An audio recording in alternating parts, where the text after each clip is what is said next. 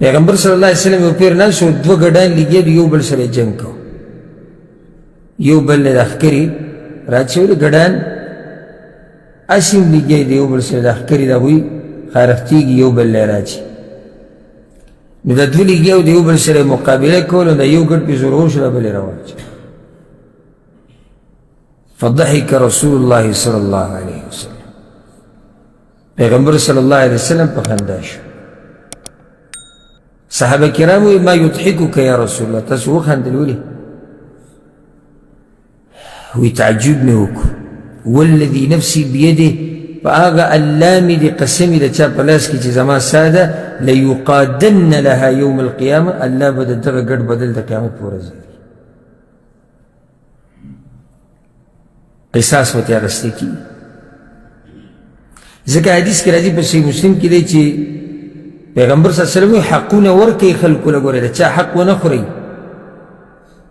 پیغمبر صلی اللہ علیہ وسلم دا چا حق ونخوری گوره حتى يقاد للشاة الجلحاء من الشاة القرناء کب دنیا کم حقونه ورنکلو دا قیامت پورز بے لازم ورکوی بیا تو اس سے خیال جبچ بشی دا حقونه خو پاتی شو دا قیامت پورز بے ورکے تردی چی آغا گڑ چی دا غخ کری نشتی دا دا پارا با بدل اغسطی کی گی دا آغا گڑ نا چی غخ کرا ورد دا دا اللہ عدل و انصاف دی اس کے سوک دلتے دا سوالو کی چی دا سنگا و دا خو اہل التکلیف ندی اہل التکلیف معنی چی دوی بانی سری بدتونو خو ندی لازم او نتی اللہ تا پوس کی دی گڑو بیزون او دی سارونو دوی سل دا کار کی گی دوی سر جواب دادی چی دا خبر خو گر اللہ قرآن کی ذکر کردی دا وَإِذَا الْوُحُوشُ حُشِرَتْ زناور و ساروی با اللہ را جمع کے قیامت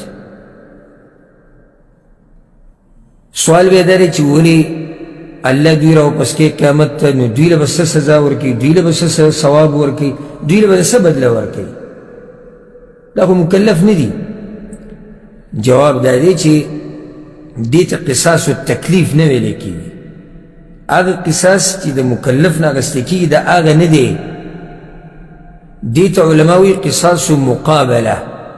دا غب مقابل کی دا پر بدل اغستے کی ولی چی دا اللہ عدل و انصاف رہ کارش لازم نہیں چی دے با یو مخلوق با مکلفی بس نا وس دا ساروی و زناور چی قیامت پورز دی کمزوری دا پارا بدل اغستے کی ولی حکمت با کسی دے یعنی خم مطمئنو سگر اللہ عادل باچا دے دو خبری با دیزلت راشیہ دے کا یو خوشحالی خم مطمئنو سا خم خوشحالو سا دا اللہ پا در کے ضرب برابر عمل نزائے کی عدل و انصاف ورے کسدی کڑی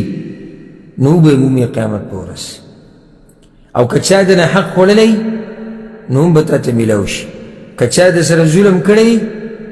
دا غنه بم بدل واغستیش و دی با مطمئنو سی دویم دا چی دا یرم پیدا کئی یر دا دی خبری چی دا آغا گرد دا پارا بدل اغستی کی چی دا غخ کری نیشتی دا آغا گرد نا چی غخ کر آور دے نو کچر تتا دی انسانانو سر ظلم کی نوریتان و بدل نا اغستی کی کچر تتا دا چا حق خوری دا چا برخوالی دا چا نغلاو کی دا چا زمکونی سی